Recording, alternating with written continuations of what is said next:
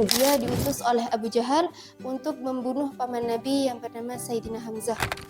Dia berhasil membunuh Sayyidina Hamzah, tapi kaparatnya dia bukan hanya membunuh, tapi juga memakan hati Sayyidina Hamzah.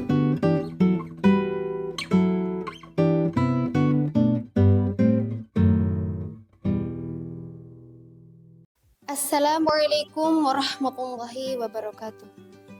Alhamdulillahirabbil alamin wa bihi nasta'in ala umuri dunya waddin wassalatu wassalamu ala asyrafil anbiya'i wal mursalin sayyidina Muhammadin wa ala alihi wa sahbihi ajmain. Amma ba'du. Sahabatiku sekalian, saya akan menjelaskan mengenai sifat yang memang harus sangat dikontrol oleh setiap manusia, yakni marah. Marah adalah bagaikan nyala api yang bergobar, menyerang dan bergejolak di hati manusia. Ia memanaskan darah hingga kulit pun juga berwarna darah. Marah yang dikeluarkan oleh kesombongan yang terpendam di hati setiap orang bengis, laksana bongkahan besi yang keluar dari tungku pengapian. Beginilah gambaran marah yang dituliskan oleh Imam Al-Ghazali di kitab Ihya-nya. Nabi Muhammad SAW dan juga para sahabatnya pernah merasakan marah. Jadi hal itu sangat wajar bagi setiap manusia, karena Allah Subhanahu wa Ta'ala menciptakan yang bernama nafsu untuk setiap manusia. Pertanyaannya, apakah boleh kita marah? Apakah boleh kita merasa bergejolak ketika marah? Jawabannya adalah boleh. Karena apa? Karena hati kita tidak mungkin bisa menghindarinya. Seperti halnya kita tidak bisa menghindari rasa sakit ketika kita terjatuh. Sahabatiku sekalian, marah boleh, tapi yang tidak boleh adalah ketika marah yang disertai dengan gejolak dan emosi yang kita tampakkan oleh mulut kita. Hal ini bisa mengakibatkan semakin tidak terkontrolnya emosi kita. Rasulullah telah memberikan contoh kepada kita ketika kita sedang marah.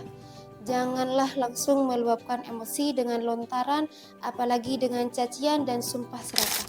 Al-Kisah, di zaman Rasulullah SAW ada seorang budak yang bernama Wahsy. Dia diutus oleh Abu Jahal untuk membunuh paman Nabi yang bernama Sayyidina Hamzah. Dia berhasil membunuh Sayyidina Hamzah, tapi kaparatnya dia bukan hanya membunuh, tapi juga memakan hati Sayyidina Hamzah di hadapan Rasulullah. Alangkah marahnya Rasulullah kepada Wahsy ketika suatu hari Wahsy diketuk hatinya oleh Allah Subhanahu wa Ta'ala untuk masuk Islam. Jadilah Wahsy masuk Islam dengan diislamkan oleh Rasulullah. Wahsy datang ke tempat Rasulullah dan betapa terkejutnya para sahabat melihat Wahsy. Dan Rasulullah pun mempersilahkan Wahsy duduk di tempatnya. Dan dia meminta izin untuk masuk Islam dengan diislamkan oleh Rasulullah. Rasulullah mau mengislamkan Wahsy, tapi dengan satu syarat, Wahsy tidak boleh berada di hadapan Rasulullah lagi.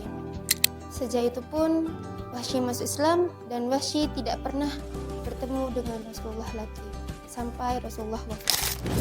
Sahabatiku sekalian, ketika ada seorang yang marah pada kita, sekalipun kita sudah meminta maaf dan dia pun sudah memaafkannya, ingat, bekas rasa sakitnya masih ada, selainnya paku yang dicabut dari tembok yang masih ada bekasnya. Oleh karena itu, marilah kita belajar menahan amarah. Jangan sampai sedikit-sedikit marah, begini-begini marah, begitu-begitu marah. Ingat, marah, orang yang marah adalah temannya setan. Sekian dari saya, kurang lebih mohon maaf. Wabillahi taufiq wal hidayah. Wassalamualaikum warahmatullahi wabarakatuh.